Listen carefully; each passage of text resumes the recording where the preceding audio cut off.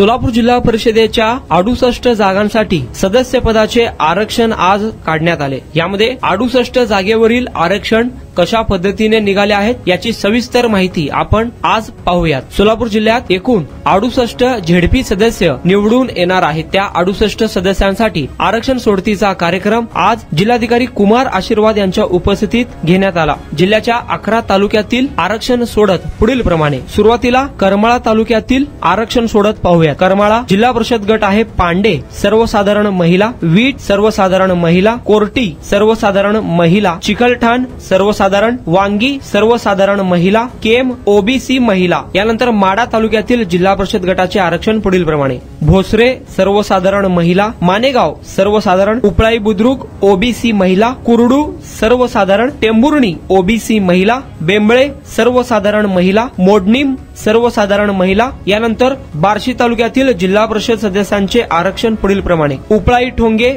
OBC, Pangri सर्वसाधारण महिला, Uple Dumala OBC महिला, पानगाव सर्वसाधारण, मालवंडी सर्वसाधारण महिला, शेळगाव सर्वसाधारण महिला। उत्तर सोलापूर नान्नज ओबीसी, दारफळ बीबी सर्वसाधारण, कोंडी सर्वसाधारण, मोहोळ तालुका आष्टी सर्वसाधारण, नरखेड सर्वसाधारण, कामती बुद्रुक सर्वसाधारण महिला, पोखरापूर ओबीसी, पेनूर सर्वसाधारण, कुरुल सर्वसाधारण। यानंतर पंढरपूर तालुक्यातील जिल्हा परिषद गटाचे आरक्षण पुढील प्रमाणे। करकंब सर्वसाधारण, भोसे सर्वसाधारण महिला, रोपळे एससी महिला, गोपाळपूर सर्वसाधारण महिला, वाखरी सर्वसाधारण महिला, भाळवणी एससी महिला, टाकळी एससी, कासेगाव ओबीसी। यानंतर माळशिरस तालुक्यातील आरक्षण पुढील प्रमाणे। दहीगाव एससी, मांडवे सर्वसाधारण, फोंडशिरस सर्वसाधारण, संग्रामनगर ओबीसी महिला, Malinagar SC, Borgaon SC, Velapur SC महिला, निमगाव ओबीसी महिला, पिलीव सर्वसाधारण। यानंतर सांगोला तालुक्यातील जिल्हा परिषद गटाचे आरक्षण पुढील प्रमाणे।